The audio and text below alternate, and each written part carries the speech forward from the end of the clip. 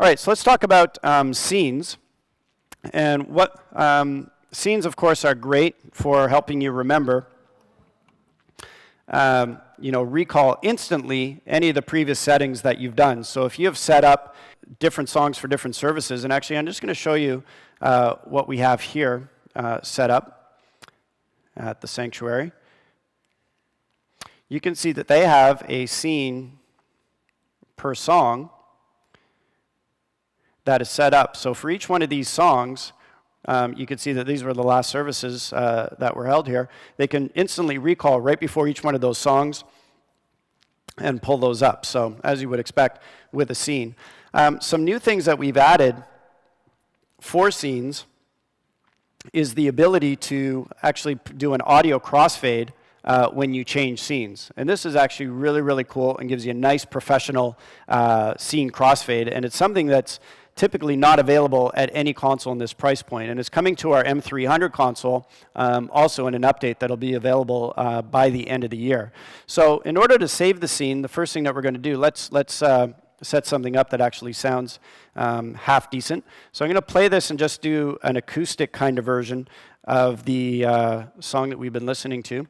Let's pull it up. Lord, fill us now.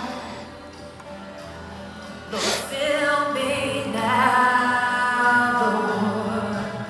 We need you now. We need you now. We need you now. Oh Lord, we need you now. We need you now. Okay, so I've set this up with the faders down instead of muting the channels on purpose because I want you to see what happens when we do the audio crossfade. So I'm going to store this as a scene. Let's go into store. Conveniently already pre-named for me, so let's put the quotation marks here. And we're going to store that. And when we store a scene, we save every parameter of the console that's there, and we can filter on the recall. I'll show you that in a moment. So next thing that we're going to do is let's bring up some of the other instruments to where we want them to be. And We need you now, Lord. We need you now. We need you now, Lord. God, I need you. No one else will do.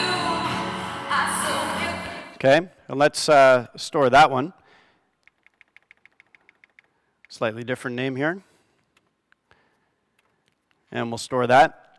And what we're going to do is go into the parameter edit screen of the scene. Let's bring that down. And you can see this new fade section here, use fade. And we can set this for up to 100 seconds, which is an extremely long scene change. However, you can do it. But for the purposes of this, let's leave it at about 5 seconds. So let's pull this down here. And you can also notice that while we're in this scene parameter edit screen, if I wanted to tie all of my M-480s, their memory locations to this, so if we set scenes and we've saved memory locations so that the mixes are set up per song for the musicians, when we recall the scene, we can recall all the M-480s at the same time. Then we can also adjust, change all of the parameters for the input patch bays, the preamp settings, our channels that we want, DCA and mute groups, and then talkback and oscillator. And if we go into detail, which particular channels we want to have when we recall that exact scene. So it's quite a bit of surgery that you can do on your scenes here to be able to recall those any way that you want. So let's close that out. And then we have a global scope as well. Sorry, it's processing there. And let's go to global scope. And global scope is regardless of any scene every single time.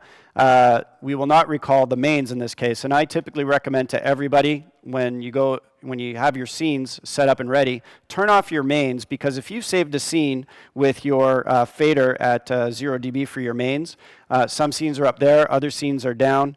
lower, when you recall scenes, you're going to have your mains volume jumping all over the place. So go into your global scope and turn these checkboxes off. So that way your mains level isn't jumping all over. It's just your fader levels for your channels that are actually being affected. And that's one nice way to be able to make your mixing better, and for your congregation and your audience, much better.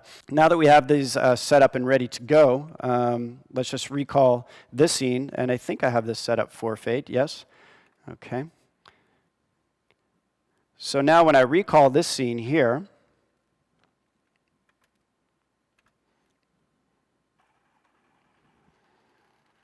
can you see all the faders moving?